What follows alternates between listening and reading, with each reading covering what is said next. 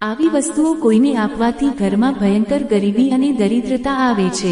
મિત્રો, ધનતેરસથી લઈને દિવાળી સુધી કેટલીક એવી વસ્તુઓ હોય છે જે કોઈને આપવી ન જોઈએ, કારણ કે માતા લક્ષ્મીના આગમન માટે આપણે ઘણી તૈયારીઓ કરીએ છીએ। એવામાં કોઈ પણ નથી ઈચ્છતું કે માતા લક્ષ્મી તેમનાથી નારાજ થાય, ક્યાંક કોઈ ભૂલ થાય અને પછી પસ્તાવો કરવો પડે। દિવાળીની તહેવાર આવવાનો છે અને તમે ઘણી તૈયારીઓ કરી રહ્યા હશો। ઘરની સફાઈ થઈ રહી હશે, બધું સામાન વ્યવસ્થિત રાખી રહ્યા હશો અને ઘણા લોકો ગિફ્ટ પણ આપે છે। ધનતેરસ અને દિવાળીના દિવસે ભેટ આપવી સારી બાબત છે, પરંતુ ક્યારેક એવી ગિફ્ટ આપણે આપી દઈએ છીએ કે જાણ્યા વગર મોટી ભૂલ કરી દઈએ છીએ, પછી ફક્ત પસ્તાવાનો વારો આવે છે। એટલી ખાસ વસ્તુ ભેટ આપતી વખતે ધ્યાન રાખવું જરૂરી છે। જો તમે ઈચ્છો છો કે માતા લક્ષ્મી આખું વર્ષ તમારા ઘરમાં ધનની વર્ષા કરે, તો એવી કેટલીક ખાસ વસ્તુઓ છે જે કોઈને આપવી ન જોઈએ।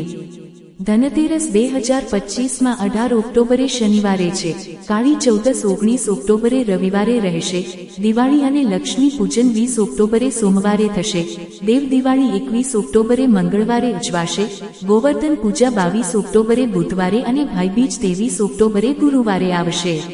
આ રીતે દિવાળીની પર્વમાળાની પૂર્ણાહુતિ થશે। આ વર્ષે અમાવસ્યા તિથિ 20 ઓક્ટોબર બપોરે 3:45 થી શરૂ થઈ 21 ઓક્ટોબર સાંજે 5:54 સુધી રહેશે। દિવાળીના દિવસે પ્રદોષકાળમાં પૂજન કરવું અત્યંત શુભ ગણાય છે, એટલે મોટાભાગના લોકો 20 ઓક્ટોબરે જ લક્ષ્મી પૂજન કરશે। ધનતેરસના દિવસે લક્ષ્મીજી અને ગણેશજીની મૂર્તિ સાથે લાવવી જોઈએ, પણ બંનેને એક જ સ્ટેન્ડ પર ન લાવવી।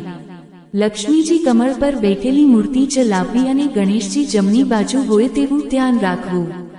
લક્ષ્મીજીની મૂર્તિ હંમેશા ગણેશજીની જમણી બાજુ બેસાડવી।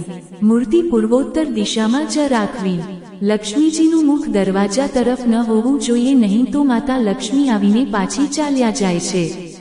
ઘરની દિવાલ હળવા રંગોથી રંગાવવી જોઈએ, જેમ કે ગુલાબી કે પીળો। આ દિવસે જૂનું નકામું સામાન દૂર કરવો, મુખ્ય દરવાજાને સજાવવો, આમના પાનનું તોરણ લગાવવું અને રંગોળી સાથે લક્ષ્મીજીના પગલાં દોરવા શુભ છે। ધનતેરસના દિવસે કાચની વસ્તુ ખરીદવી નહીં, લોખંડ ન લેવું, નકલી ફૂલ ઘરેણા ન લાવવા। સાંજે સૂઈ જવું નહીં, ઝઘડો ન કરવો, એક દીવો લાંબો સમય પ્રગટતો રહે તેવો રાખવો। સફેદ વસ્તુઓ જેમ કે દૂધ, ચોખા, દહીં વગેરે કોઈને ન આપવી।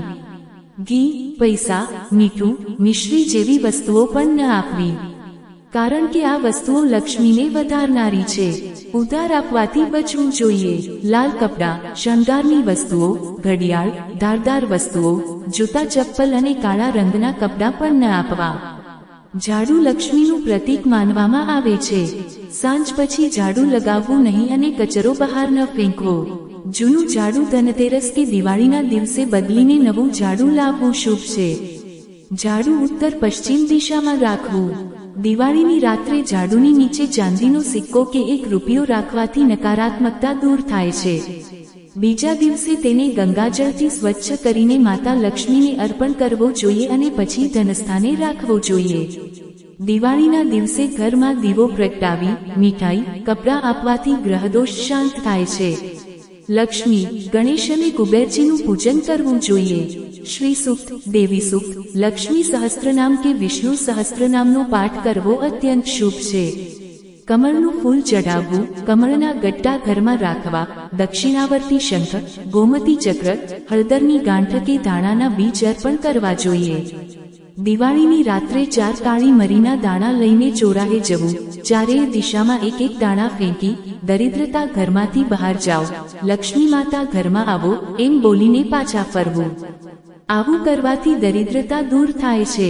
આવી નાની નાની બાબતોનું ધ્યાન રાખશો તો માતા લક્ષ્મીનો વાસ તમારા ઘરમાં રહેશે અને દરિદ્રતા હંમેશા માટે દૂર થઈ જશે।